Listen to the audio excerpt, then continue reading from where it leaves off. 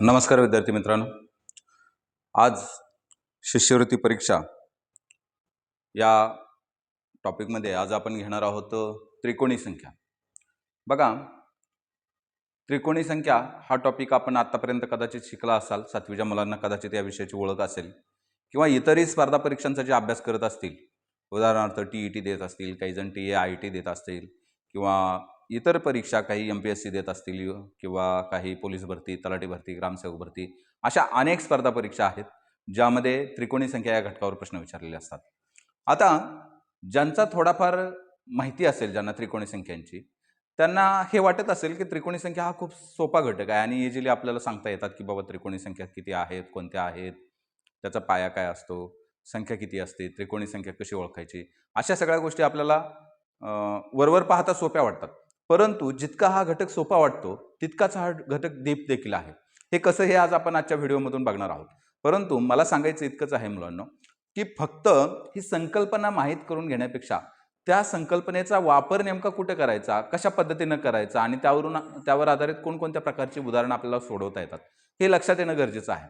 कारण मागच्या जर शिष्यवृत्ती परीक्षेचा इयत्ता 5वीची जी परीक्षा झाली त्याचा जर आपण अभ्यास केला तर असं लक्षात येतं की फक्त एखाद्या संकल्पनेवर आधारित एकमार्गी प्रश्न विचारण्यापेक्षा परीक्षा परिषदेनं काय केलं होतं, त्या संकल्पनेचं आकलन किंवा त्या उदाहरणाचं आकलन तुम्हाला किती चांगल्या प्रकारे झालेलं आहे त्यावरती आधारित प्रश्नांची संख्या जास्त होती.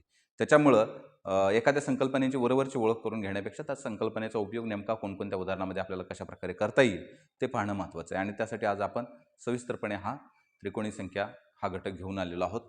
चला तर मग सुरुवात करूया त्रिकोणी संख्या. आता त्रिकोणी संख्या शिकत असताना आपल्याला माहिती आहे भूमितीमध्ये त्रिकोण नावाची एक आकृती असते.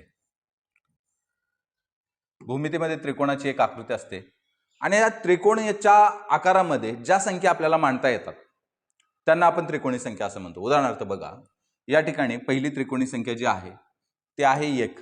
याला काय मानलेलं आहे, मूळ पाया मानलेला आहे. 1 ला मूळ पाया मानलेला आहे आणि त्याच्यानंतर अशा त्रिकोणाच्या स्वरूपात आपल्याला ज्या संख्या दाखवता येतात त्यांना आपण त्रिकोणी संख्या म्हणतो. उदाहरणार्थ बघा, 3.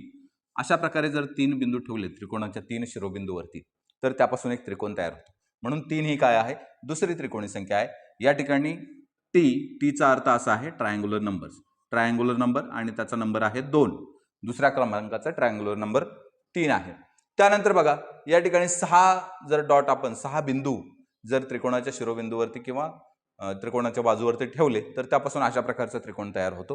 त्यामुळे तिसरी त्रिकोणी संख्या 6, चौथी त्रिकोणी संख्या 10. 10 बिंदूपासून देखील आपल्याला अशा प्रकारे त्रिकोण तयार करता येतो.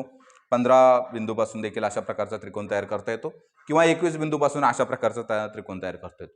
अशा प्रकारे आपल्याला त्रिकोणी संख्या पुढं नेता येतात.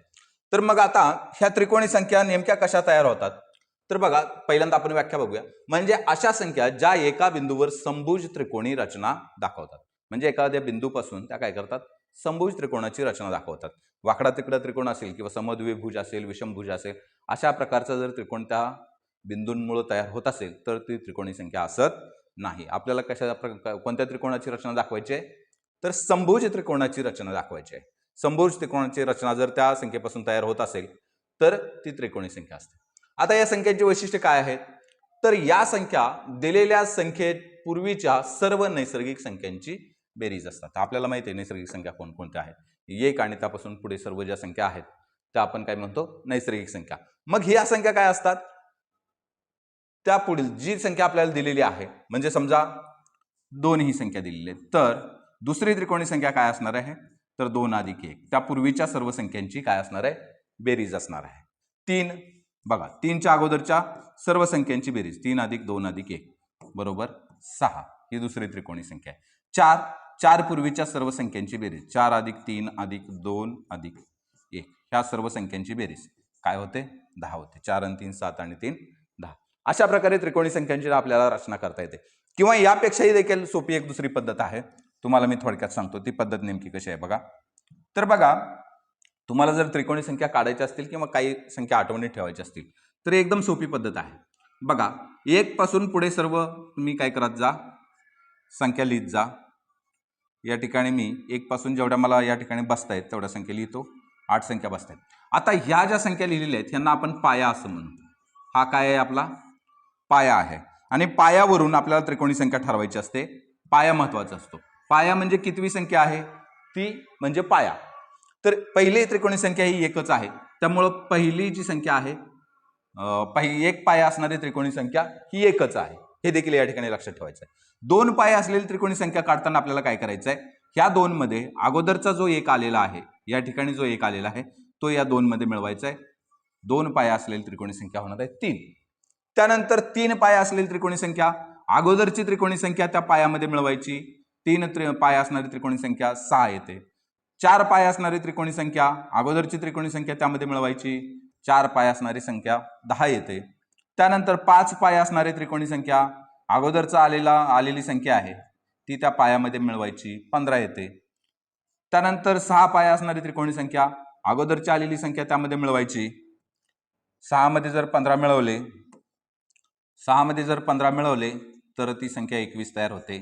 त्याच्यानंतर 7 पाया असणारी, त्यामध्ये जर 21 मिळवले तर 28 होतात. त्यानंतर 8 पाया असणारी, जर अगोदरची त्रिकोणी संख्या त्यामध्ये मिळवली तर 36 होतात. अशा प्रकारे 9 पाया असेल तर 9 मध्ये 36 मिळवा, 45 बनेल. त्यानंतर 10 पाया असेल तर 10 मध्ये 45 मिळवा, 55 होईल. अशा प्रकारे त्रिकोणी संख्या आपल्याला काढता येतात किंवा ह्या पद्धतीने देखील काढता येतात. तुम्हाला जी पद्धत सोपी वाटेल ती पद्धत तुम्ही त्रिकोणी संख्या काढण्यासाठी वापरू शकता. अशा प्रकारे आपण सिरियल वाईज काय करू शकतो, त्रिकोणी संख्या काढू शकतो, त्यांचा पाया सांगू शकतो आणि ती येणारी त्रिकोणी संख्या देखील सांगता येते. पुढे बघूया.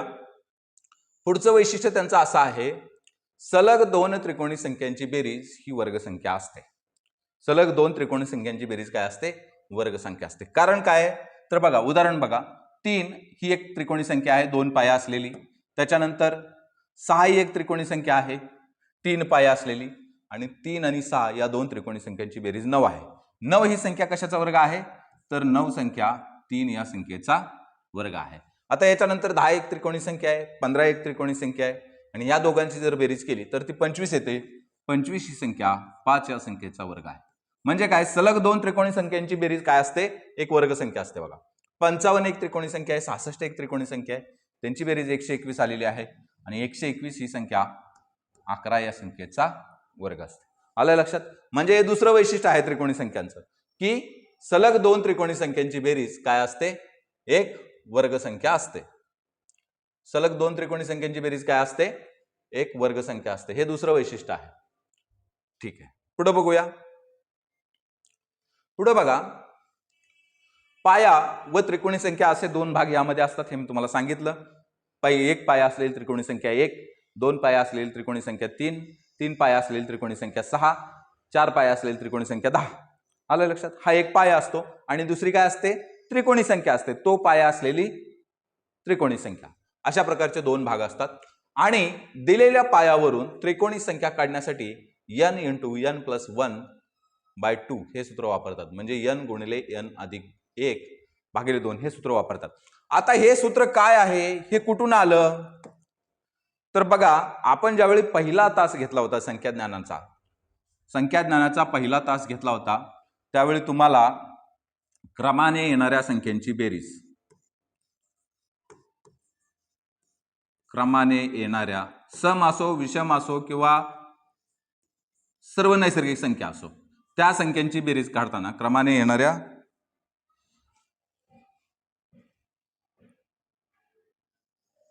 संख्यांची बेरीज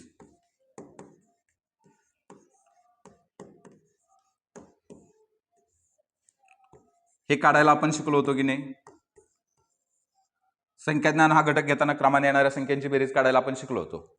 मग हे शिकत असताना आपण काय बघितलं होतं, हे सूत्र बघितलं होतं का तर बघा, ह्या सूत्राची थोडक्यात तुम्हाला ओळख करून देतो.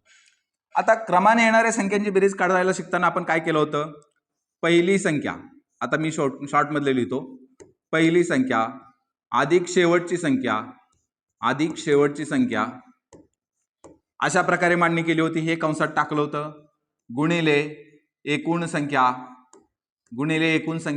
हे लिहिलं होतं, गुणिले एकूण संख्या असं देखील लिहिलं होतं आणि ह्या दोघांच्या बेरजेला 2 ने भागलं होतं. अशा प्रकारचं सूत्र आपण सलग येणाऱ्या संख्या किंवा सलग येणाऱ्या विषम संख्या, सलग येणाऱ्या समसंख्या या संख्यांची बेरीज करताना अशा प्रकारचं आपण सूत्र शिकलो होतो. आता हे सूत्र तेच आहे. n म्हणजे काय आहे, n म्हणजे नंबर, यन म्हणजे काय? नंबर. यन म्हणजे नंबर आहे. नंबरचा अर्थ संख्या असा आहे. नंबर म्हणजेच काय आहेत? संख्या आहेत. मग यामध्ये एकूण संख्या, हे जे एकूण संख्या आहे गुणिले एकूण संख्या, ते हेच गुणिले एकूण संख्या या ठिकाणी आहे. गुणिले एकूण संख्या जे आहे ते गुणिले एकूण संख्या म्हणजेच हे यन आहे.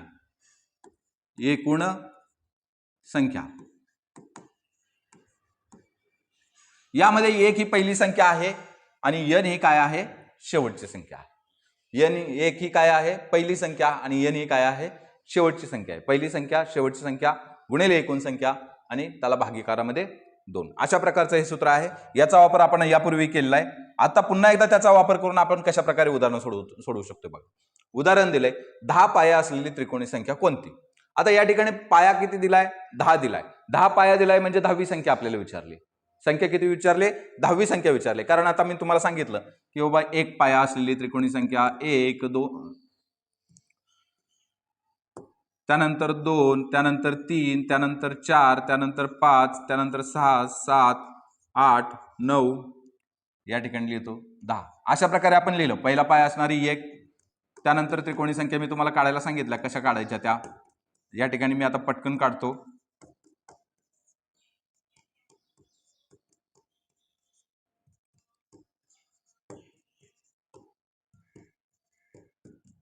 तुम्ही देखील माझ्यासोबत सोबत काढा, जेणेकरून तुमचा देखील सराव होईल. आहे की नाही? सराव करणं खूप महत्वाचं आहे. सराव केल्यामुळे काय होतंय? ती पद्धत आपल्या लक्षात राहते. नुसता युट्यूबचा व्हिडिओ बघून कोणालाही कधीही गणित सुटत नसतात. ही गोष्ट लक्षात ठेवा. आपल्याला लक्षात आल्यासारखं वाटतंय, पण जे लक्षात आले त्यातले ज्या खाचाखळगे आहेत ते आपल्या लक्षात येत नाहीत. त्यामुळं सराव महत्वाचा आहे. सराव आपण चालू ठेवायचा. आता काय सांगितलंय? 10 पाया असलेली. 10 पाया म्हणजे हा 1 पाया, 2 पाया, 3 पाया अशा प्रकारे 10 पाया असलेली आपल्याला त्रिकोणी संख्या काढायची आहे. म्हणजेच 10वी संख्या काढायची आहे. बरोबर ना? 10वी संख्या काढायची आहे म्हणून एकूण संख्या या ठिकाणी होत आहेत 10. म्हणून काय आहे? 10 गुणिले एकूण संख्या होत आहेत 10 म्हणून 10 गुणिले. आपण जे सूत्र वापरलं होतं पहिली संख्या अधिक शेवटची संख्या गुणिले एकूण संख्या, ते गुणिले एकूण संख्या म्हणजे हे 10 आहे. आता यामध्ये ही एक आहे पहिली संख्या. त्रिकोणी संख्या कोणती पहिली आहे? एक ही पहिली संख्या आहे. त्यानंतर शेवटची संख्या. शेवटची संख्या म्हणजे हा जो शेवटचा पाया आहे तो शेवटचा पाया तो आहे 10 आणि यांची बेरीज केली आणि त्याला 2 भागलं तर 10 आणि 1 11 होतात. 10 गुणिले 11 हा मी तुम्हाला थोडक्यात भागाकार या ठिकाणी अजून वेगळा करून दाखवतो. अगोदर पण मी तुम्हाला सांगितलेलंच आहे ही पद्धत कशा प्रकारे सोडवायचं. तर बे एके बे आणि बे पंचे 10 होतात आणि 5 गुणिले 11 बरोबर 55. अशा प्रकारे आपल्याला 10 पाया असलेली त्रिकोणी संख्या काढता येईल. किंवा तुम्हाला सरावासाठी आणखी कोणता पाया घ्या आणि त्यावर आधारित काय करा, तुम्ही सराव करा यापैकी, किंवा ह्याच्या पुढचा देखील तुम्ही कोणताही पाया घेऊ शकता आणि तो पाया घेऊन त्रिकोणी संख्या काढण्याचा सराव करू शकता. आणखी काही सराव आपण घेतलेला आहे या व्हिडिओमध्ये, तो देखील आपण पुढे जाऊन बघू. आता बघा, त्रिकोणी पाया, दिलेल्या पायावरून त्रिकोणी संख्या शोधायची. 12 पाया असलेली त्रिकोणी संख्या काढा तुम्ही माझ्यासोबत. बघा 12 पाया असलेली म्हणजे या ठिकाणी 12 गुणिले करावं लागणार आपल्याला. पहिली त्रिकोणी संख्या 1 गुणिले शेवटची संख्या आहे 12 आणि याला भागाकारामध्ये 2. नाही, इथं गुणिले नाही, इथं अधिक. ठीक आहे. बे एके बे आणि बे सक्क 12. याचं उत्तर आलं 6. आणि मग 6 गुणिले 13. 6 गुणिले 13 किती होतात? 78 होतात. बघा 10वी त्रिकोणी संख्या आहे 55. 10वी त्रिकोणी संख्या किती आहे? 10 पाया असलेली त्रिकोणी संख्या किती आहे? 55. 11 पाया असणारे ह्या 11 मध्ये काय मिळवायचं आहे? 55 मिळवायचं आहे. 11 पाया असणारे किती होणार? 66. पुन्हा 12 पाया असणारी या 12 मध्ये काय करायचं आहे? हे 66 मिळवायचं आहे. 12 पाया असणारी त्रिकोणी संख्या किती आली? 78. आपल्या सूत्रानुसार देखील ते उत्तर बरोबर आलेलं आहे आणि जे आपण बेरजेनुसार काढतो सलग संख्या घेऊन त्या प्रकारे देखील ते उत्तर काय आहे? बरोबर आहे. अशा प्रकारे 25 पाया असलेली त्रिकोणी संख्या शोधा.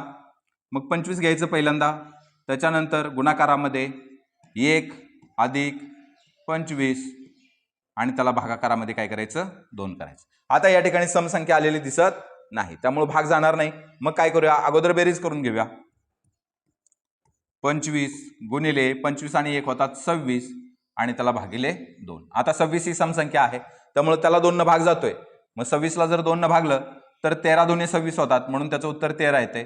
बरोबर 25 गुणिले 13. आणि 13 आणि 25 चा गुणाकार किती येतोय? 13 पंचे 65. 5 हातच्याले 6, 13 दोन्ही 26 आणि 6 32, 325. 25 पाया असलेली त्रिकोणी संख्या किती येते? 325 येते. ठीक आहे. सूत्र आपलं लक्षात ठेवायचं. सूत्र काय आहे? आता हे इंग्रजीतच थोडक्यात लक्षात ठेवा, कारण ते मांडायला सोपं जाते. पहिली संख्या अधिक शेवटची संख्या पुन्हा भागिले एकूण संख्या वगैरे वगैरे मराठीत लिहायला हे खूप लांब आहे. आता थोडीशी शॉर्ट फॉर्म मध्ये सूत्र लक्षात ठेवत चला. बघा प्रयत्न करून. नसेल तर तुम्हाला मराठीत देखील सूत्र मांडून देतो. n गुणले n अधिक 1 आणि ह्याला भागाकारामध्ये 2. बरोबर. मग आता हे सूत्र मराठीमध्ये कसं लिहिणार? n म्हणजे पाया. n म्हणजे काय आहे? पाया आहे. गुणिले या ठिकाणी पण पाया अधिक 1, पाया अधिक 1 आणि त्याला भागाकारामध्ये 2. त्रिकोणी संख्या शोधताना ह्या सूत्राचा आपण वापर करायचा. आणि जे सलग संख्यांची बेरीज ते हेच सूत्र आहे. फक्त या ठिकाणी वर्डिंग वेगळं केलेलं आहे, कारण त्रिकोणी संख्यांच्या अनुषंगाने तुम्हाला ते नेमकेपणानं लक्षात राहावं म्हणून. आणि त्या ठिकाणी थोडंसं वर्डिंग वेगळं होतं, म्हणजे शब्दांची रचना जी आहे ती वेगळी आहे. बाकी सूत्र तेच आहे. चला पुढे जाऊया.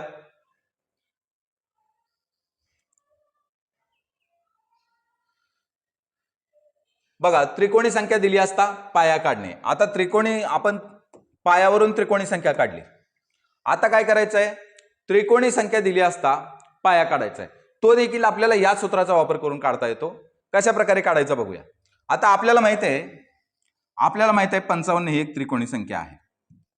55 ही काय आहे? एक त्रिकोणी संख्या आहे. पहिल्यांदा सूत्र मांडून घेऊया. n × n + 1 भागिले 2. मग ही जी त्रिकोणी संख्या आहे हिचं उत्तर किती आलेलं आहे? 55 आलेलं आहे. आपण एक डोक्यात संख्या धरूया. हे 55 संख्येचा 55 या त्रिकोणी संख्येचा आपल्याला पाया काढायचा आहे. पाया काढायचा आहे म्हणजे ती कितवी त्रिकोणी संख्या हे आपल्याला शोधायचं आहे. मग आता बघा, हे जर सूत्र या सूत्रानुसार आपण याला जर सोडवायचं म्हटलं तर काय होईल? ह्या बरोबर चिन्हाच्या इकडे भागिलेमध्ये 2 आहे, ते जर पलीकडे न्यायचं म्हटलं तर ते काय होईल? गुणाकार होईल. n अधिक 1 बरोबर 55 गुणिले 2. अशा पद्धतीने त्याचा काय होईल? गुणाकार होईल. आलं लक्षात? मग आता आपण अगोदर हा गुणाकार करून घेऊया. n गुणिले n अधिक 1, जेणेकरून काय होईल? क्लिष्टता कमी होईल. 55 दुनी 110. 55चा 2 सोबत गुणाकार केला तर 110 येतं.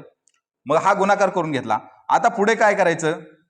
पुढे बघा, आता हे मी थोडंसं इकडे लिहितो, कारण तिकडे थोडी जागा संपलेली आहे. n गुणिले n अधिक 1 बरोबर 110. मग आता काय करायचं? ह्या कंसावरची क्रिया करूया. बघा, कंस काय म्हणतोय आपल्याला? n गुणिले n अधिक 1 बरोबर 110. अशा प्रकारे हे इथं आलेलं आहे. मग आता काय करूया? इकडं कोणतीही क्रिया शिल्लक नाही. बरोबर चिन्हाच्या उजव्या बाजूला कोणतीही क्रिया करणं शिल्लक नाही. मग आता डाव्या बाजूची क्रिया करूया. डाव्या बाजूला काय क्रिया येते? n गुणिले n, कारण ह्या कंसामध्ये आणि ह्या समोरच्या n मध्ये काय आहे? गुणाकाराचा संबंध आहे. किंवा हे n जे आहे हे n कंसातल्या या दोघांनाही गुणतं, कारण या दोघांच्या मध्ये गुणाकाराचं चिन्ह आहे. या दोघांच्या मध्ये कसलं चिन्ह आहे? गुणाकाराचं चिन्ह. मग याला पण गुणायचं आहे n ला पण गुणायचं आहे आणि 1 ला पण गुणायचं आहे. आलं लक्षात? दोघांनाही कंसात जे दोघ जण आहेत, 2 टर्म्स आहेत, तर दोन्ही टर्मचा काय करायचं आहे? गुणाकार करायचा आहे. मग n गुणिले n चा गुणाकार किती येतो? तर तो येतो n चा वर्ग अधिक n गुणिले 1 चा गुणाकार किती येतो? तर तो येतो 1n. किती येतो? 1n बरोबर 110 आहे. पुढं ते तसंच मांडून ठेवायचं. आता इथं थोडंसं आपल्याला लॉजिक लावायचं आहे. इथं काय करायचं? आपल्याला थोडंसं लॉजिक लावायचं आहे, कारण या 110 मध्ये काय आहे बघा? या 110 मध्ये एका संख्येचा वर्ग देखील आहे. एका संख्येचा वर्ग देखील आहे आणि ती संख्या देखील आहे. 110 मध्ये कोण कोण आहे? तर एका संख्येचा वर्ग आणि तीच संख्या, कारण n आणि n हे दोघं सारखेच आहेत. म्हणजे n हा काय आहे? पाया आहे. मग पाया हा एकच असू शकतो. एका संख्येचे 2 पाये असू शकत नाहीत. पाया हा एकच असतो. एका त्रिकोणी संख्येचा पाया हा एकच असतो. माणसाला 2 पाया असतात, पण त्रिकोणी संख्येला मात्र एकच पाया असतो. आलं लक्षात? म्हणून मग या 110 मध्ये एका संख्येचा वर्ग आणि एक संख्या देखील आहे. म्हणजे या 110च्या पूर्वीची त्रिकोणी संख्या आपल्याला पूर्वीची वर्ग संख्या आपल्याला विचारात घ्यायची आहे. 110च्या पूर्वी जी वर्ग संख्या येते ती वर्ग संख्या येते 100. 110च्या पूर्वीची वर्ग संख्या 100 येते. बाजूला मांडतो जरा. 110च्या पूर्वीची वर्ग संख्या येते 100 आणि ही 100 काय आहे? तर 10चा वर्ग आहे. 100 काय आहे? 10चा वर्ग आहे. मग बघूया, या 110 मध्ये 10चा वर्ग आणि 10 एक n म्हणजे 1/10, बरोबर ना? एक n म्हणजे 1/10. हे मिळून 110 होतात का? तर होतात, कारण 10चा वर्ग 100 अधिक 10 बरोबर 110. या सूत्रानुसार, सूत्र का लक्षात असणं महत्वाचं आहे, कारण सूत्रामुळं ते उत्तर येताना कोणकोणत्या क्रिया होऊन ते उत्तर येते हे आपल्याला माहित होतं. आणि ते नेमकं कशा प्रकारे काढायचं, एक बेस मेथड असते कुठलंही उदाहरण सोडवायचं. तुम्ही कितीही शॉर्टकट जर वापरत गेलात, बघा बहुतेक शिष्यवृत्तीचे शिक्षक, नवोदयचे शिक्षक, सैनिक स्कूलचे शिक्षक, इतर स्पर्धा परीक्षांचे शिक्षक हे काय करतात, उदाहरणाला शॉर्टकट देण्याचा प्रयत्न करतात. परंतु शॉर्टकट कधी उपयोगाला येतो माहिती आहे का तुम्हाला? तर जसं उदाहरण तुमच्या सरावात आलेलं आहे तसंच्या तसं उदाहरण जर परीक्षेला आलं तरच शॉर्टकट तुमच्या उपयोगाला येतं. अन्यथा उदाहरणामध्ये थोडाफार जरी फेरफार झाला, थोडाफार जरी बदल झाला तर तो शॉर्टकट तिथं तुम्हाला वापरता येत नाही किंवा कसा वापरायचा ते कळत नाही. आणि त्यामुळे काय होतंय, आपला प्रश्न चुकतो, आपलं मार्क जातं.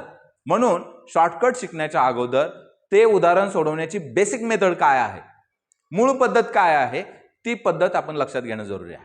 म्हणून मी तुम्हाला हे काय केलं, डिटेलमध्ये सोडवून दिलं. आता मग शॉर्टकट काय आहे सर? तर शॉर्टकट आहे आणि तो देखील सोपा आहे. आता तुम्ही शॉर्टकटनंच नंतर उत्तर प्रत्यक्ष परीक्षेमध्ये तुम्ही शॉर्टकटनंच काढायचंय. पण जर नाही जमलं शॉर्टकट, नाही लक्षात आला, एखाद्या उदाहरणात नाही उपयोगी पडला, तर मात्र आपल्याला डिटेलमध्ये ती मेथड पद्धत माहीत असली पाहिजे. म्हणून पहिल्यांदा डिटेल मेथड शिकून घ्या.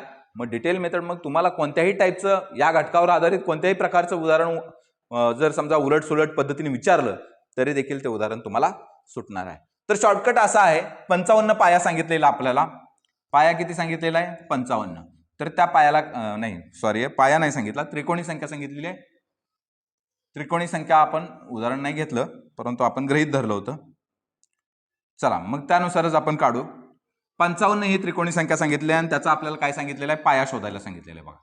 मग ह्या 55 या त्रिकोणी संख्येला काय करायचं, 2 ने गुणायचं. उत्तर आलं 110. तशीच आहे, थोडासा शॉर्टकट देखील तोच आहे, फक्त इथं डिटेलमध्ये मांडले, इथं थोडंसं शॉर्टमध्ये मांडायचं आहे. 55 जर आपल्याला त्रिकोणी संख्या सांगितलेली असेल आणि त्याचा जर पाया काढायचा असेल तर त्या 55ला काय करायचं, 2 ने गुणायचं. कंपल्सरी 2 नेच गुणायचं, कारण या उदाहरणामध्ये बघा सूत्रामध्ये काय आहे, भागिले 2 आहे, त्या ठिकाणी आपल्याला गुणिले 2 करावं लागतं, म्हणून त्याला कंपल्सरी 2 नेच गुणायचं. 110 आलं. या 110च्या पूर्वीची वर्गसंख्या, या 110च्या पूर्वीची वर्गसंख्या 100 आहे. त्या 100चं काय करायचं, वर्गमूळ घ्यायचं. त्या 100चं काय करायचं, स्क्वेअर रूट घ्यायचं. 100चं स्क्वेअर रूट किंवा वर्गमूळ जर घेतलं तर उत्तर 10 येते. म्हणून या 55 त्रिकोण संख्येचा पाया किती आहे, 10 आहे. आलं लक्षात? पाया दिला असता त्यावरून आपल्याला काय करता येईल, त्रिकोणी संख्या काढता येईल, आणि त्रिकोणी संख्या दिली असता त्यावरून आपल्याला पाया काढता येईल. दोन्हीसाठी हे सूत्र आहे, पण त्रिकोणी संख्येवरून जर आपल्याला पाया काढायचा असेल तर थोडीशी शॉर्टकट मेथड ही आपण वापरू शकतो. ठीक आहे, चला पुढे जाऊया. बघा, संख्येवरून पाया शोधणे सरावासाठी तुम्हाला 2 उदाहरणं दिलेली आहेत. जर तुम्ही या प्रश्न सोडवून उत्तर कमेंट बॉक्समध्ये सांगितली मला, तर निश्चितपणे मला समजेल की बाबा किती लोकांना ही पद्धत समजलेली आहे. पैकी एक उदाहरण मी सोडवून देऊ का? एक उदाहरण सोडवतो, दुसऱ्या उदाहरणाचं तुम्ही काय करा, उत्तर कमेंट बॉक्समध्ये सांगा. कारण एकच उदाहरण आपण सरावासाठी घेतलं होतं, कदाचित काही लोकांना समजलं नसेल. आपल्याला सर्वांचा विचार करून पुढे जायचंय, त्यामुळे एक उदाहरण सोडवतो, दुसऱ्या उदाहरणाचं उत्तर तुम्ही कमेंट बॉक्समध्ये काढा. चला, 300 या त्रिकोणी संख्येचा पाया विचारलेला आपल्याला. तर मग मी काय सांगितलं होतं, जी त्रिकोणी संख्या दिलेली आहे त्या त्रिकोणी संख्येला 2 ने गुणायचं. 300 दोन्ही किती झालं, 600 झालं. 300 दोन्ही किती झालं, 600 झालं. 600च्या अगोदरची पूर्ण वर्गसंख्या, 600च्या अगोदरची पूर्ण वर्गसंख्या किती आहे, 576. आता ही वर्गसंख्या कोणत्या आहेत, कोणाच्या आहेत, हे देखील आपल्याला शिकणं आवश्यक आहे. त्यासाठी पुढचा जो व्हिडिओ आहे तो वर्गसंख्येवर, वर्गसंख्या कशा काढायच्या, वर्ग कसे करायचे याची एकदम सोपी पद्धत आणि तुम्हाला काही सेकंदात वर्ग काढता येईल अशी पद्धत, आणि ती पद्धत नेमकी कुठून आली, कशी आली, ती तसंच का काढायचं, ह्या सगळ्या गोष्टींचं डिटेल एक्सप्लेनेशन पुढच्या व्हिडिओमध्ये असणार आहे. त्यामुळे हा देखील व्हिडिओ पूर्णपणे बघा, शेवटपर्यंत बघा. पुढचा देखील व्हिडिओ तुम्ही काय करा, शेवटपर्यंत बघा, जेणेकरून तुम्हाला कोणत्याही संख्येचा वर्ग काही सेकंदात काढणं तुम्हाला काय होईल, शक्य होईल, जेणेकरून वर्ग पाठ करत बसण्याची तुम्हाला गरज पडणार नाही. आलं लक्षात? तर 576 हा काय आहे, कोणाचा वर्ग आहे, 26 या संख्येचा वर्ग आहे. त्यामुळं या त्रिकोणी संख्येचा पाया किती असणार आहे, 26 पाया असणार आहे. ठीक आहे, तर ह्या प्रश्नाचं, पुढच्या प्रश्नाचं जे उत्तर आहे ते काय करा, तुम्ही मला कमेंट करून कळवा. काय करा उत्तर, कमेंट करून कळवा. त्याचसोबत चॅनलला लाईक करा, सबस्क्राईब करा आणि हा व्हिडिओ काय करा तुमच्या मित्रांच्यापर्यंत देखील पोहोचवा, त्यासाठी शेअर करा. ठीक आहे, ही सर्वांना आपल्या नम्र विनंती. कारण जितके जास्त लोक व्हिडिओ बघतील, जितक्या जास्त लाईक येतील, जितक्या जास्त कमेंट येतील, तितकं काय होईल, मला अधिक चांगले मेथड, अधिक चांगला तुम्हाला एक्सप्लेनेशन करायला आणि खूप सारे व्हिडिओ बनवायला मला काय मिळेल, थोडंसं मोटिवेशन मिळेल, थोडंसं प्रोत्साहन मिळेल आणि मग त्यामुळे तुमच्यासाठी अधिक चांगला अभ्यास. तर ह्या सगळ्या गोष्टी आतापर्यंत तुम्हाला समजल्या असतील, तुमच्या शिक्षकांनी सांगितल्या असतील, तुम्ही आतापर्यंत अभ्यासल्या असतील. परंतु ह्या सगळ्यांचा उपयोग नेमका कुठं होतो हे आम्हाला देखील खूप उशिरानं समजलं. मला तर मागच्या वर्षी समजलं की बाबा ह्या त्रिकोणी संख्येचा उपयोग नेमका कुठं करायचा.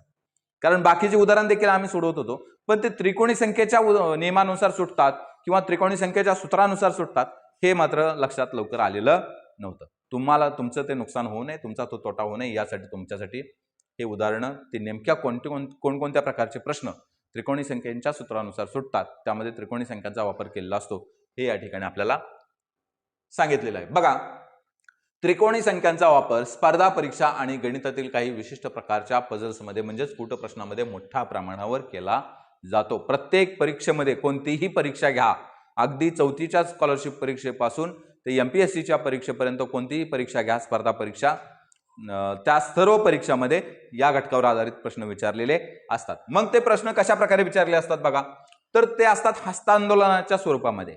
पहिला टाईप कोणता आहे तर हस्तांदोलनाचा. पहिला टाईप कोणता आहे तर हस्तांदोलनाचा. आता या टाईपचे एक प्रश्न विचारलेले असतात. कसे असतात ते प्रश्न?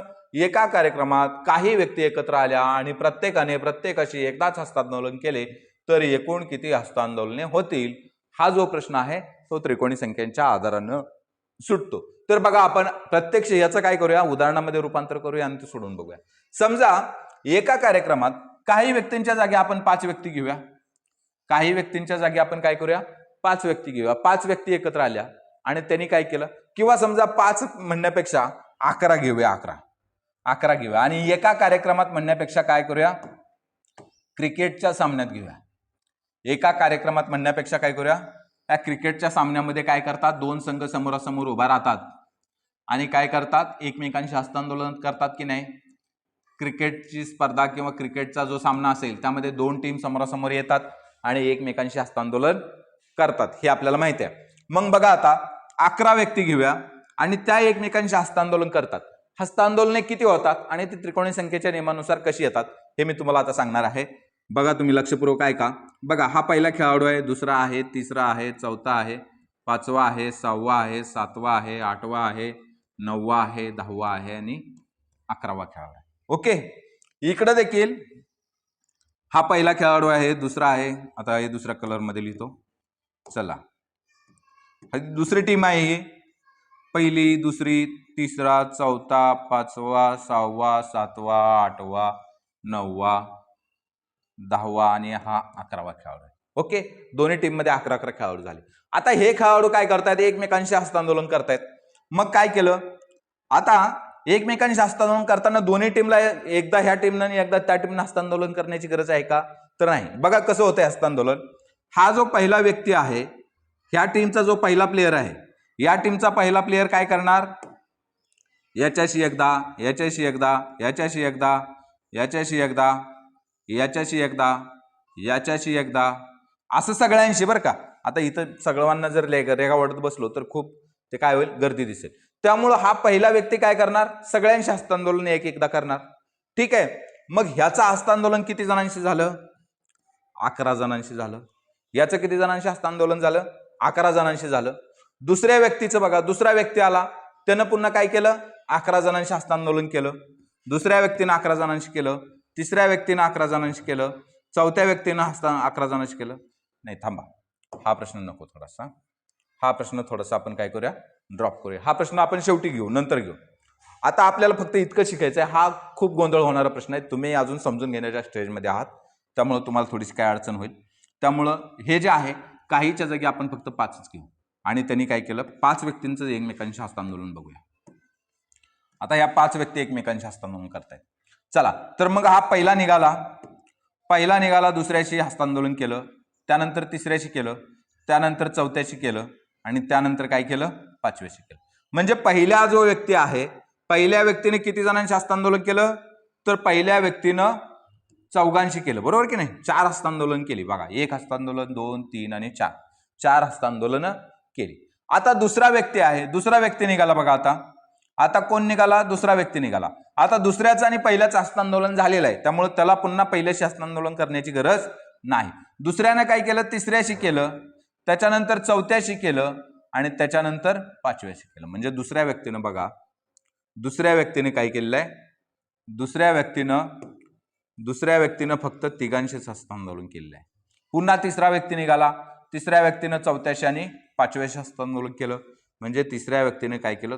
दोनच हस्तांदोलन केली आणि चौथ्या व्यक्तीनं फक्त पाचव्यासोबतच केलं. म्हणजे चौथ्या व्यक्तीनं फक्त पाचव्यासोबतच हस्तांदोलन केलं, म्हणजे फक्त एकच हस्तांदोलन केलेलं आहे, एकदाच हँडशेक केलेला आहे, एकच हँडशेक केलेला आहे. पाचव्या व्यक्तीला कोणाकडे जायची गरज पडली का? नाही. पाचव्या व्यक्तीनं 0 हस्तांदोलन केली. पाचव्याकडे सगळेजण आले होते, त्यामुळे त्याला दुसरीकडे जाण्याची गरज नव्हती. म्हणजे ज्यावेळी 5 व्यक्ती हस्तांदोलन करतात त्यावेळी याची हस्तांदोलने होतात 10. किती हस्तांदोलने होतात? 10. 4 आणि 3 7 आणि 2 9 आणि 1 10 हस्तांदोलने झालेली आहेत. मग आता याचा त्रिकोणी संख्यांशी काय संबंध आहे? तर ज्यावेळी अशा प्रकारचा प्रश्न येतो, ज्यावेळी अशा प्रकारे हस्तांदोलने करण्याचा 5 व्यक्तींनी, 10 व्यक्तींनी, 11 व्यक्तींनी, 15 व्यक्तींनी, इथं तुमच्या कितीही व्यक्ती असू शकतात, 25 व्यक्तींनी हस्तांदोलन केलं असं असू शकतं, त्यावेळी तुम्ही काय करायचं आहे? जेवढ्या व्यक्ती आहेत त्यामधला हा शेवटचा जो व्यक्ती आहे, 5वा जो व्यक्ती आहे, आता आपण बघितलं या 5वा व्यक्ती कोणासोबत हँडशेक करायला गेला का? तर नाही. 5वा कोणाशीच हँडशेक करायला गेला नाही, कारण सगळेजण 5व्याकडे आले होते, त्यामुळे त्याचा सगळ्यांशी हँडशेक झालं होतं, त्याला पुन्हा दुसरं कोणाकडे जाण्याची गरज नव्हती. त्यामुळे शेवटचा जो व्यक्ती आहे ना तो वगळायचा. जेवढे व्यक्ती असतील त्यातून काय करायचा? शेवटचा व्यक्ती वगळायचा. एकूण व्यक्ती आल्या 24. म्हणजे या ठिकाणी आपल्याला उदाहरण सोडवण्यासाठी व्यक्ती मिळाल्या 24. आणि मग काय करायचं? 24 पाया असलेली त्रिकोणी संख्या काढायची. कारण बघा, त्रिकोणी संख्या म्हणजे काय असतो? आपण काय म्हणतो? तर त्याच्या अगोदरच्या, त्याच्या दिलेल्या संख्येच्या, दिलेल्या पायाच्या पूर्वीच्या सर्व संख्यांची काय असते? बेरीज असते. मग बघा, आता या ठिकाणी आपण पहिली त्रिकोणी संख्या 1 आले, त्याच्यानंतर दुसरी त्रिकोणी संख्या 3 आलेली आहे आणि त्याच्यानंतर तिसरी त्रिकोणी संख्या या ठिकाणी 6 येणार आहे. कशा प्रकारे येणार आहे तुम्हाला दाखवतो एकच मिनिटात. बघा, पहिली त्रिकोणी संख्या 1 आलेली आहे, बरोबर ना? दुसऱ्या त्रिकोणी संख्येत आपण काय केलेलं आहे? या दुसऱ्यानं काय केलेलं आहे? दुसऱ्या व्यक्तीनं म्हणजे शेवटचा जो चौथा जो व्यक्ती होता त्यानं फक्त एकाशीच हँडशेक केलं. त्यानंतर तिसऱ्या व्यक्तीने काय केलेलं आहे? दोघांसोबत हँडशेक केलेलं आहे. म्हणजे 2 आणि 1 हे किती हँडशेक झालेले आहेत? 2 आणि 1 मिळून हे झाले 3 हँडशेक. तिसऱ्या व्यक्तीने काय केलेलं आहे? म्हणजे तिसरा जो व्यक्ती आहे, हा जो तिसरा व्यक्ती आहे, म्हणजे चौथा व्यक्ती झाला, तिसरा झाला, दुसरा म्हणजे काय झाला? आपला तिसरा व्यक्ती झाला. ह्या तिसऱ्या व्यक्तीने काय केलेलं आहे? तिघांसोबत हँडशेक केलेलं आहे. किती जणांसोबत? तिघांसोबत हँडशेक केलेलं आहे. म्हणजे तिसऱ्या व्यक्तीने तिघांसोबत हँडशेक केलं, म्हणजे हे किती झाले? ह्या 3 मध्ये ह्या तिसऱ्या व्यक्तीने केलेले 3 हँडशेक मिळवले, म्हणजे या ठिकाणी किती हँडशेक झाले? 6 हँडशेक झालेत. बघा, तिसऱ्या व्यक्तीने केलेले हँडशेक 6 झाले. आणि त्यानंतर हा जो चौथा व्यक्ती आहे म्हणजे पहिला, यानं काय केलेलं आहे? चौघांसोबत हँडशेक केलेला आहे, म्हणजे त्यानं केलेले 4, असे मिळून या ठिकाणी किती झाले? 10 हँडशेक आहे. म्हणजे पहिली त्रिकोणी संख्या ज्यावेळी ह्या 4 नंबरच्या व्यक्तीने हँडशेक केलेला आहे त्याच्यासाठी पहिली त्रिकोणी संख्या, दुसरी त्रिकोणी संख्या जी आलेली आहे ती 3, या 3 नंबरच्या व्यक्तीने जे हँडशेक केले आहेत त्यांच्यासाठी आलेले आहेत. तिसरी त्रिकोणी संख्या 6, ह्या दोघांची बेरीज 6 आलेली आहे, दुसऱ्या व्यक्तीने केलेल्या हँडशेकसाठी आलेले आहे. आणि चौथी त्रिकोणी संख्या 10 ही पहिल्या व्यक्तीने केलेल्या हँडशेकसाठी आलेली आहे. ठीक आहे. अशा प्रकारे हँडशेकचा प्रश्न या त्रिकोणी संख्यांच्या सूत्राच्या सहाय्याने काय होतो? सुटतो. आता प्रत्यक्ष सूत्र कसं वापरायचं पुढच्या काही उदाहरणांमधून बघूया. बघा, एका पार्टीत 10 व्यक्ती आहेत, तर एकूण हस्तांदोलने किती? आता काय सांगितलेलं आपल्याला? पार्टीत माणसं किती आहेत? 10 आहेत. मग आता मी जे तुम्हाला सांगितलं सविस्तरपणे त्यामध्ये मी काय सांगितलं? शेवटचा जो व्यक्ती आहे तो कोणासोबत हँडशेक करायला जात नाही. म्हणून मग काय करायचं? एकूण व्यक्तीमधून तो हँडशेक न करणारा व्यक्ती आहे म्हणायचं थोडक्यात. शेवटचा व्यक्ती कोणासोबत हँडशेक करत नाही, करतो तो सर्वांसोबत, म्हणजे त्याच्यासोबत सर्वजण करतात, त्यामुळे तो कोणासोबत करत नाही. त्यामुळे तो शेवटचा व्यक्ती काय करायचा? या 10 मधून वजा करायचा. राहिला व्यक्ती किती? 9. मग आपल्याला काय करायचं? 9 पाया असलेली त्रिकोणी संख्या किती? हेच उदाहरण, हे उदाहरण आणि हे आता मी लिहित असलेलं उदाहरण यामध्ये कोणताही फरक नाही. 9 पाया असलेली त्रिकोणी संख्या कोणती?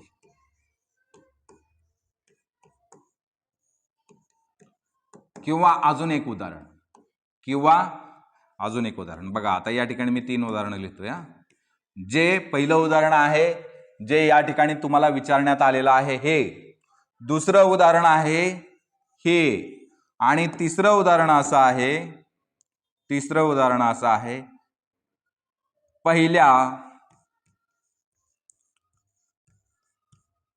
पहिल्या 9 नैसर्गिक संख्यांची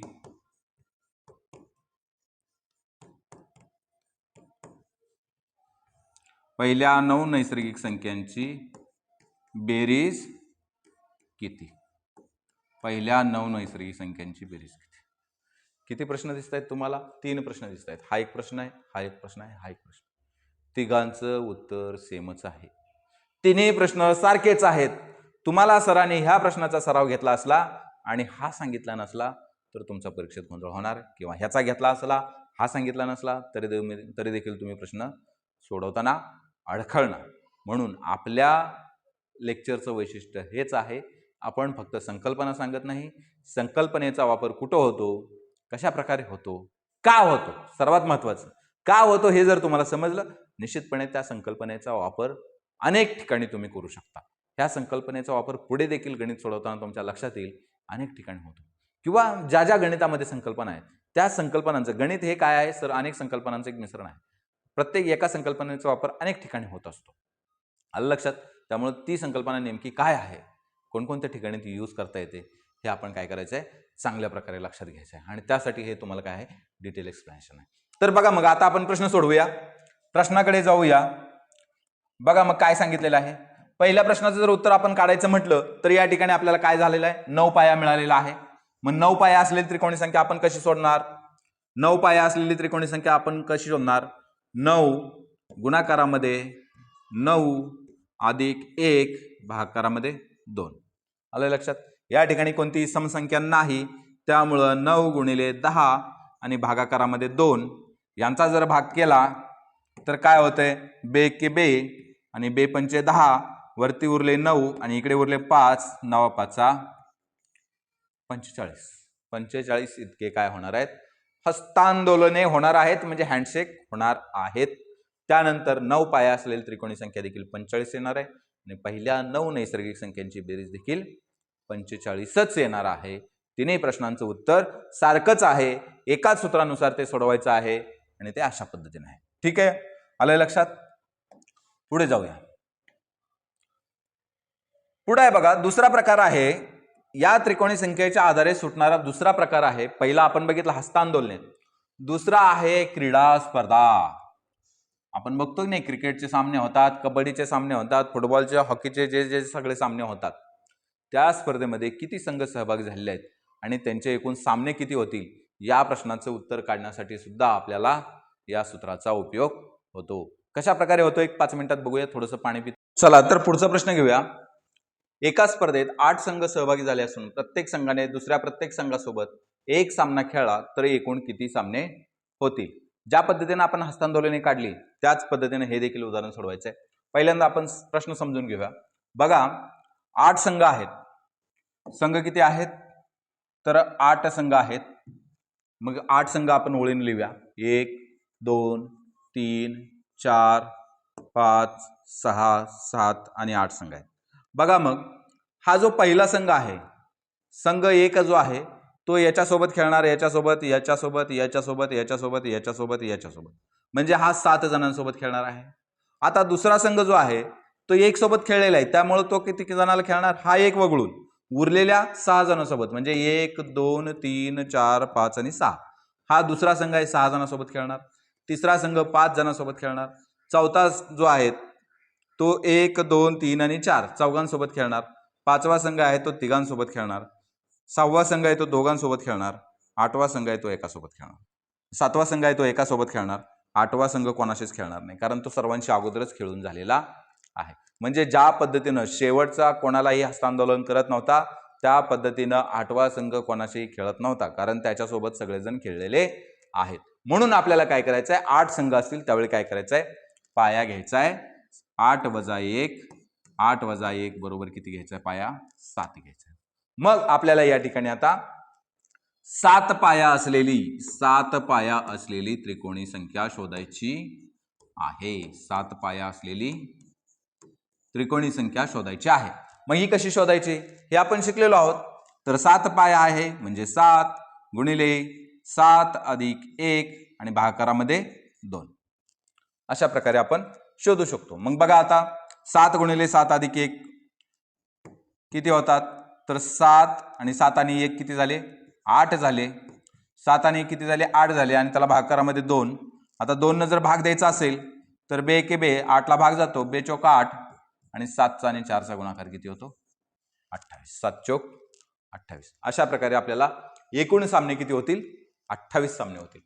इथं जरी आपण बेरीज केली, यांची जरी बेरीज केली तरी आपल्याला ती किती मिळेल? 28 मिळेल. बघूया मिळते का?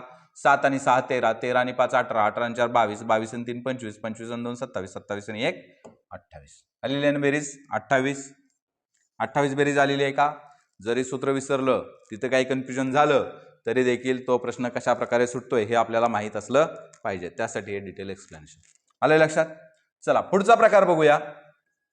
पुढचा आणखी काय आहे तर बघा, त्रिकोण किती मोजायचे. आपल्याला वेगवेगळे व्हिडिओ येतात बघा. युट्यूबवर जर तुम्ही बघितलं तर 100 असे 1000 व्हिडिओ दिसतील की बाबा त्रिकोणांची संख्या कशी मोजायची, चौकोनाची संख्या मोजायची कशी. पण ती कोणत्या सूत्रानुसार मोजली जाते हे मात्र कोणताही शिक्षक सांगितलेलं मी तरी आजपर्यंत बघितलेलं नाही. पण आपण ते तुम्हाला सांगतोय. म्हणजे आपण काय करतोय? डीप मध्ये प्रत्येक गोष्ट अतिशय खोलात शिरून शेवटपर्यंत त्याच्या मुळापर्यंत जाऊन त्या गोष्टीचा काय घेतोय? शोध घेतो आहोत. आलं लक्षात? त्यामुळे निश्चितपणे जर तुम्ही इतर कोणाचाही चॅनल फॉलो करत असाल, कोणत्याही स्पर्धा परीक्षेची तयारी करत असाल तरी देखील हा जो काय आहे तो बेस्ट टू टॉप संपूर्ण डिटेल एक्सप्लेनेशन आहे प्रत्येक प्रश्नाचं, प्रत्येक प्रकाराचं, प्रत्येक घटकाचं, प्रत्येक उपघटकाचं. त्यामुळे निश्चितपणे काय करा, तुम्ही आपल्या चॅनल सोबत जॉईन व्हा आणि काय करा, चॅनलला सगळे व्हिडिओ चॅनलवरचे तुम्ही डिटेलमध्ये पहा. निश्चितपणाने तुम्हाला कोणतीही परीक्षा अवघड वाटणार नाही. तर बघा, त्रिकोणाची संख्या मोजायची आहे तर यात देखील आपण याच पद्धतीचा वापर करतो. कारण या ठिकाणी झालेले आहेत त्रिकोणाचे भाग किती? 1 2 3 आणि 4 भाग पडलेले आहेत. त्रिकोणाचे किती भाग झालेले आहेत? 4 भाग पडलेले आहेत. मग 4 भाग जर पडले असतील तर 4 पाय असलेली त्रिकोणी संख्या शोधायची. मग 4 पाय असलेली त्रिकोणी संख्या कशी शोधायची? 4 गुणिले 4 अधिक 1. 4 गुणिले 4 अधिक 1 होतात 5 आणि भागाकारामध्ये 2 ते विसरायचं नाही. बे के बे, बे दुनी 4, बे पंच 10. 4 पाय असलेली त्रिकोणी संख्या 10 आहे. म्हणून यामध्ये त्रिकोण किती बनतात? 10 त्रिकोण बनतात. किंवा तुम्हाला आणखी देखील वेगळी आकृती देऊ शकतात. अशा पद्धतीचे वेगळी आकृती देऊ शकतात. या ठिकाणी पुन्हा अजून एकदा 2 भाग करू शकतात. तर इथं देखील आपल्याला तेच करायचं आहे. इथं देखील आपल्याला काय करायचे आहेत? 1 2 3 आणि 4 क्रमांक द्यायचे आहेत आणि त्यांची देखील त्रिकोण या नियमानुसारच काय करायचे? आपल्याला बेरीज करायची आहे आणि त्यावरून आपल्याला एकूण त्रिकोण किती होतात ते निश्चितपणे सांगता येणार आहे. पुढचा प्रकार आहे रेषाखंडाची संख्या मोजणे. म्हणजे बघा, एखादा रेषाखंड दिलेला असतो आणि त्या रेषाखंडाचे काय केलेले असतात? भाग पाडलेले असतात. आता या ठिकाणी या रेषाखंडाचे मी भाग पाडतो. 1 2 3 4 5 6 7 8 9 कितीही भाग पाडलेले असतील तरी आपल्याला काही त्याच्याशी देणं घेणं नाही आहे. आपल्याला फक्त आपल्या सूत्राशी, आपल्या पद्धतीशी ठाम राहायचंय. किती भाग पडलेले आहेत बघा? 1 2 3 4 5 6 7 आणि 8 भाग पडलेले आहेत. रेषाखंडाचे किती भाग पडलेले आहेत? 8 भाग पडलेत. मग 8 जर भाग पाडलेले असतील तर 8 पाय असलेली त्रिकोणी संख्या आपल्याला शोधायची. म्हणजे एकूण रेषाखंड किती होतात हे आपल्याला त्याच्यावरून लगेच सांगता येईल. मग 8 पाय असलेली त्रिकोणी संख्या तुम्ही कशी शोधणार? तर ती तुम्हाला माहिती आहे. तुम्ही शोधा आणि उत्तर मला कमेंट बॉक्समध्ये नक्की कळवा. आलं लक्षात? त्याचबरोबर बरं, मी शोधून दाखवतो लगेच तुम्हाला. बघा, 8 पाय असलेली त्रिकोणी संख्या, जागा या ठिकाणी आहे, थोडंसं इथं लिहितो. 8 कंसामध्ये 8 अधिक 1 आणि छेदामध्ये 2. मग बघा, 8 गुणिले 8 अधिक 1 9 झाले, छेदामध्ये 2. त्याला जर भाग लावला तर बे के बे आणि बे चौक 8. 9 आणि 4चा गुणाकार 36. 36 रेषाखंड तयार होतात. या आकृतीमध्ये एकूण 36 रेषाखंड आहेत. आलं लक्षात? ठीक आहे. तर अशा प्रकारे आपल्याला रेषाखंडाची संख्या देखील या सूत्रावरून काढता येऊ शकते. त्याच्यानंतर पुढे जे आहे ते तुम्हाला सरावासाठी उदाहरणं आहेत. तुम्ही निश्चितपणे या उदाहरणांचा सराव करा. आणि उत्तर मला काय करा, कमेंट बॉक्समध्ये कळवा. किती प्रश्न आहेत तर बघा, हस्तांदोलनावर आधारित एक प्रश्न आहे. 15 व्यक्ती उपस्थित होत्या, त्या प्रत्येकाने हस्तांदोलन केलेलं आहे, तर एकूण किती हस्तांदोलने होतील हा एक प्रश्न आहे. त्याच्यानंतर क्रीडा स्पर्धेचा एक प्रश्न आहे, 12 संघ सहभागी झालेले आहेत आणि एकूण किती सामने होतील ते आपल्याला सांगायचं आहे. त्याच्यानंतर बघा, आकृत्या मोजणे, एका रेषेवर 8 बिंदू दिले आहेत. आत्ताच आपण ते उदाहरण घेतलेलं आहे, ते पुन्हा एकदा काय झालंय या ठिकाणी सरावासाठी आलेलं आहे. हे देखील सोडवा तुम्ही, तुमचा अधिक चांगला सराव होईल, पद्धत लक्षात येईल. त्याचबरोबर 55 या त्रिकोणी संख्येनंतर येणारी तिसरी त्रिकोणी संख्या, आता हे थोडंसं तुम्हाला शिकवायचं राहिलं आहे, हे थोडक्यात मी घेतो आणि त्यानंतर आपण काय करूया, हा टॉपिक संपूया. बघा, ह्या अगोदर आलेलं नाही, कदाचित पीपीटी मध्ये एखादी स्लाइड डिलीट झाली असण्याची शक्यता आहे चुकून. हे आपल्याला घ्यायला पाहिजे होतं, कारण या त्रिकोणी संख्येनंतर येणारी त्रिकोणी संख्या. आता हे थोडक्यात घेतलेलं आहे आपण, म्हणजे थोडासा भाग झालेला आहे. आता हे कसं सोडवणार उदाहरण तुम्ही बघा. 55 या त्रिकोणी संख्येनंतरची तुम्हाला तिसरी त्रिकोणी संख्या काढायला सांगितलेली आहे. म्हणजे काय आहे तर 55 ही एक त्रिकोणी संख्या आहे. 55 ही एक त्रिकोणी संख्या आहे. त्याच्यानंतर येणारी पहिली, दुसरी आणि तिसरी त्रिकोणी संख्या आपल्याला शोधायची आहे.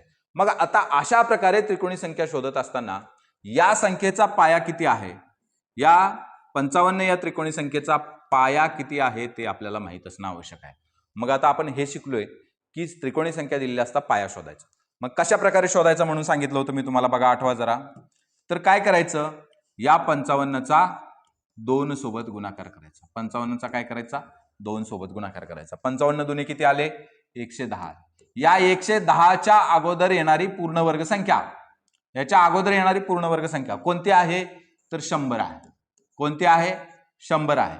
म्हणजेच, आणि ह्या 100चं वर्गमूळ, या 100चं वर्गमूळ जर आपण काढलं तर ते येते 10. म्हणजे 55 या त्रिकोणी संख्येचा पाया किती आहे, 55 या त्रिकोणी संख्येचा पाया आहे 10.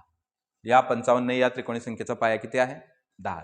मग आता आपल्याला याच्या पुढे येणारी तिसरी, म्हणजे 10च्या पुढचा तिसरा पाया.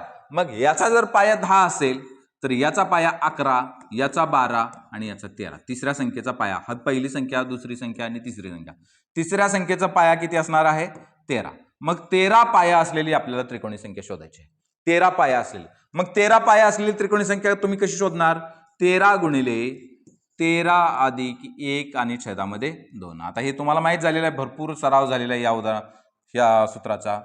13 गुणिले 14 आणि छेदामध्ये 2. बे एके बे आणि बे साती 14, 13 साती किती झालं, 91.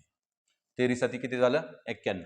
मग 55 या त्रिकोणी संख्येनंतर येणारी तिसरी त्रिकोणी संख्या आहे, ती संख्या आहे 91.